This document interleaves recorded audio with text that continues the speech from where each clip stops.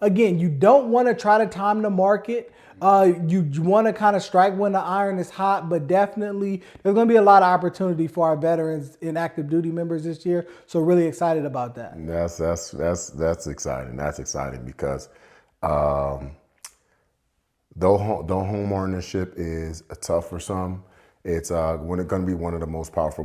It's going to be one of the most powerful cornerstones that's going to put you in the best position of a foundation for the most part. There are so many different, nuances to certain circumstances and situations.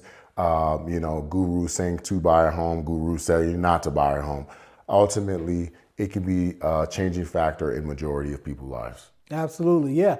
No, and that's a great point. That's a great point. That's something I always want to kind of send home for people, right? Because we're in the holiday season, and something that I've kind of been doing, and I want to even do a little bit more on a more formal level is kind of speak to my family more about financial literacy and about purchasing homes and doing different things like that. And, they've seen my growth and development. We've had a lot of conversations this holiday season over affordability, right? I have certain family members that are getting to that retirement age and they've been renting properties all their lives, right? And they're looking at what their amount of Social Security is going to be right when they retire, and maybe a little bit from 401k and different things like that. And they're realizing like, well, wait a minute, I'm not going to be able to afford to live. And they're really kind of panicking over that, right? And what you really must understand is that Social Security money, that pension and different things like that,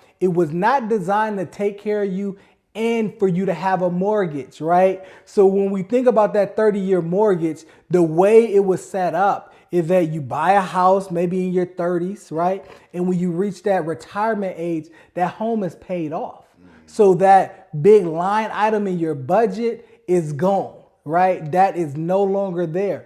And if she would have been in that situation, she would be okay financially, right? Because the amount of money she would have if her home was paid off would be totally fine enough to pay utilities, different things like that. But now it's like some tough decisions are going to have to be made, and maybe living with a relative or even one of her children or different things like that, or even getting a job after retirement, right? That's how a lot of people end up working at Walmart and different things, being a greeter and certain things like that. And she was actually kind of alluding to certain jobs that she feel like she might be able to do in her advanced age because she don't want to go live with somebody, right? She's been independent her whole life. But now when you're a younger person right now, you're watching this, understand that marathon, right? Understand the long-term benefits of home ownership. Nobody's trying to sit up here and scam you and just tell you to buy a house because it's going to benefit me. The money that I'm going to make off of you buying a house as your real estate professional and different things like that is very minimal. We're trying to look to set you up for your whole entire future. And that is literally, again, the most expensive thing that you have to purchase. And that's the cornerstone of really building wealth. And as you see on the channel, we actually had a video about a reverse mortgage, right? And we had a reverse mortgage person come over here. So imagine those people that bought a home in their 30s, right? And now it's paid off. And they got that extra $2,500 a month that they could take out in addition to their Social Security income. It opens so many doors, man, Kenneth. So I'm just trying to tell the people, bro. I don't want to be too preachy, but I'm just trying to tell the people. I understand, man. I understand. But at the end of the day, what it is, it's we're crossing that time, right? These baby boomers. A lot of baby boomers are going to be able to not be able to have affordability in their housing situation because they didn't have the knowledge and also the understanding on how to set up long-term factors. A lot of people were living short-term,